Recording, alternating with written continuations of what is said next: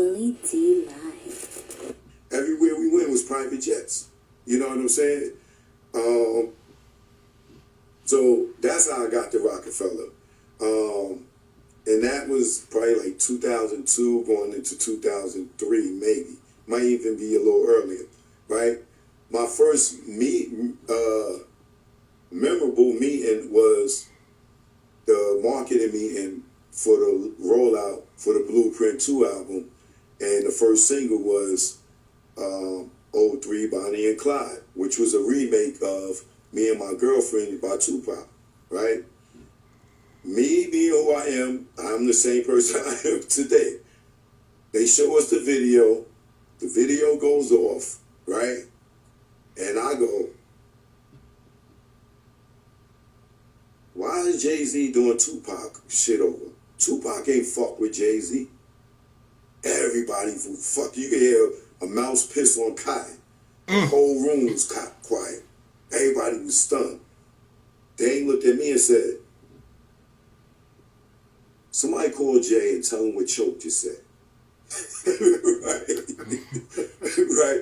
But that's who I am. I'm going to give you the truth. So what did Jay-Z say in response to what you said? I don't know, but they still put the song out. I thought it was brilliant. I thought, yeah, that's true. You know, it was true that Pac did not fuck with Jay-Z. But the fact that Jay-Z did the song, I thought it showed a different level of maturity. I didn't think that it was disrespectful at all. I thought he was paying homage. It was like, man, I'm bigger than just, you know, I like the song. That's the way I perceived it. It was like he stole that man's shit. How did he steal it though? By remixing it. What's the first rule in hip hop? The original. Okay, no biting, right? Huh? No biting. No biting, right. Right. Right. So you taking another nigga's song. I mean, Snoop killed that when he did Lottie Dottie over. To me, Snoop was the first person that commercially bit a nigga's song, and people was, you know, probably. I ain't pay that no mind, but guess I just missed that. But what the hell was I about to say? Now back in the day, they used to get on Jay about the biting big lyrics thing. But yeah, they said the biting stuff that's out. That's out. You think you don't do that. You sound like something like I remember who was it? Shine and somebody else. I forgot who it was. They said why these guys, I don't know if I call that biting, but said why these guys sound like Big. There was another guy. I think it was like 3 guys sounded like Big, or 2. I think it was 2. Yeah. They didn't play that biting business. But damn,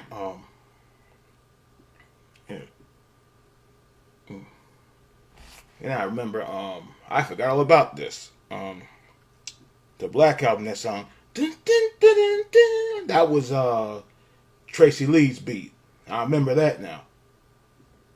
And then even and then the lyrics, and then they had some contest about guess the lyrics on some show or something. And the kid was like, who said such and such and such? And bring him out. It's hard to tell when the girls, or something like that. And it was like Jay-Z. Like, no, that's not Jay-Z. That was Biggie. It's like the Biggie and Tracy Lee song. Some people still don't know where that song came from, but it was on Tracy Lee's album. I remember that because back in the day, the Beatle you couldn't really buy. You were a teenager, you couldn't really buy CDs that much. You had no money. You went to Columbia House and had 12 CDs for a penny thing. That's how I got that Tracy Lee CD. But yeah, it's biting business. First was like, but you see how he started the song off. Shout out to my nigga Slick Rick. If you don't like it, eat a dick. Because he knew that he was biting. Yeah. Right? So, after that, then he did the Vapors over. He did shout out Slick Rick. Then everybody just felt like it was cool to steal nigga shit. Do you think that might have something to do with the way that hip-hop is being represented today as far as like the cadence? If you listen to a lot of artists today, the newer artists today, they got about three gears that they switch into every song. Like they go start like this, and then go like this, then go like this. Like, and all of the artists, they may have different. Their voices may have different textures, but the cadence is the exact same. Yeah, because it's the same flows. It's the same 3 flows. You know why? Everybody. Because niggas made biting. They took that out. That's like in boxing. You don't supposed to rabbit punch, hit a dude in the back of the head, right? And now in Back of the hip-hop, head, that's illegal, isn't it? Lil Wayne came and he started using the auto tune as a rapper. Now all the way up into Lil Baby, all these niggas do this. Everybody feel like they got to do that because it worked for him, right? Yeah. Now all these dudes do the auto tune for that shit lasted over 10 years. Why? Because it worked for him. You know when I'm gonna tell you when I can pinpoint when I think the biting became acceptable. When Shine came out sounded like Biggie. That's just another form of it. I think when Shine came out sounding like Biggie, because until that point, even if he was in the same another rapper's camp, everybody. I was bringing it up. I don't know if that was biting or not, but I said that they were Shine. Another dude, Black. Not I would say Johnny Black. No, not Johnny. What is his name? Early 2000s guy, Gorilla Black. I think that's his name. Yeah, and it was somebody else on a remix. And this was in '99 or 2000. It was at least 2 or 3 different people. Yeah, because it was crazy. They had different voices. Right. Everybody sounded differently, and that was one of the fun things about listening. Don't forget Gorilla listening to Black. groups. Yeah, yeah. But that was one of the cool things about listening to groups. Mm-hmm. You could hear different voices talking about the same topic, and you could hear, contextual. You know what I'm saying? It took you on a journey. But now it's like it's hard to tell who the hell is who because everybody's using the same producers, and almost everybody is using the exact same cadence, and obviously they're using the same catchphrases. Ain't nobody trying to invent no new catchphrases. Remember everybody going skirt. Yeah, like you know what I'm saying. Hey. No, it's the same. Like and it's acceptable. But who do you blame? I blame the fans, and this is why. This is why. Because at the end of the day, the fans have the last say so. Well, the fans have it. You can go out there. I think you made a video on this already. Yeah, as far as the new stuff, that all can stay there. I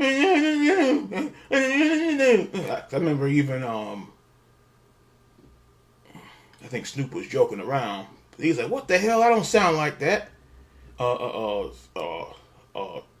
20 rappers sounding the same. That don't even look right. Yeah. And then if you don't like it, you're a hater or you're old or whatever. Yeah, it's garbage is garbage. You saw, I said it on another video. I think it was Willie D or somebody. Ice Cube and Nas don't sound the same. DMX and who can I think of? Ghostface don't sound the same. You know a person when you hear it. Wu-Tang didn't sound like Onyx. Onyx didn't sound like Mobb Deep. It was stuff sounding the same. It's just when it got to the not the early 2000s. I want to say the mid 2000s, whatever you want to call it. You just cut that shit out like I said in the other video. Like dude said in the movies, like that shit gets no play in this ride. And he's saying he could take that tape and throw it out the damn window. The artist can go out there and make any kind of music that he wants to. The executives can decide whether they're going to push it or not. The radio station can decide whether they're going to play it or not. But at the end of the day, all of these people are doing what they're doing to, at the end of the day, get money from the consumer. Right. And so the consumer, the fans, they have the last say so. They have the first and last say so. So they can decide, you know what, we don't give a damn what you're trying to feed us. We're not buying it. Mm. Yeah. You don't want to hear no I've seen garbage. plenty of power banks over my 15 Garbage. years of reviewing tech, but this Ridge one quickly became a favorite. So this, a 10,000 milliamp hour battery, that's all. Yeah, but you know the consumers are the sheep. They follow, right? Mm-hmm. Like right now, Beyonce, she did this cowboy, supposed to be a country album, right? She's in Atlanta, right? She doing the cowboy Carter thing, right? Cowboy car. There's no country element in Atlanta, right? But when she came and she's doing this cowboy Carter album, probably 75% That's the name of of it? people never even heard the album, right?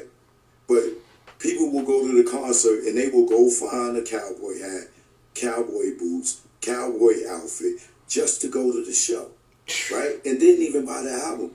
You know how many people I asked, did you hear the album? No.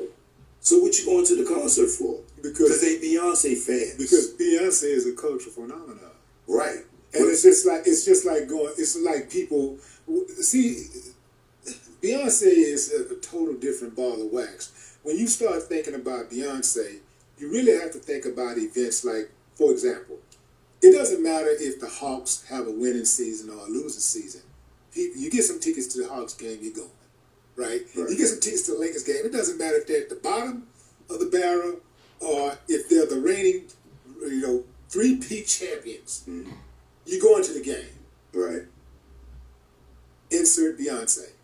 If Beyonce is coming to town to do any damn thing, if Beyonce says, I am announcing my tour where I am going to show up and I'm going to stare at the lake for an hour.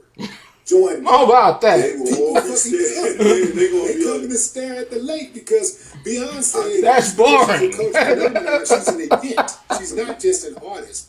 When she shows up, it's an event. And she moves. That's boring. Oh, I don't know. Like, if somebody said,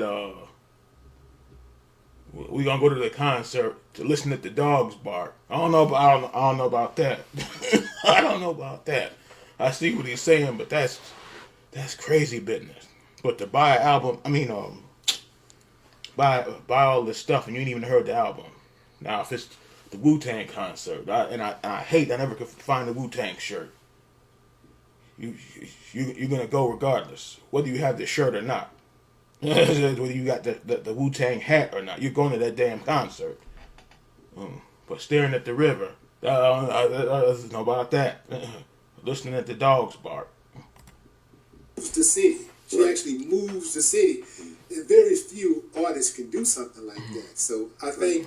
but this is why I tell you, the fans are the sheep. I'll give you a better example than Beyonce. When LeBron came into the NBA, you know what I'm saying, and he started off in Cleveland, right?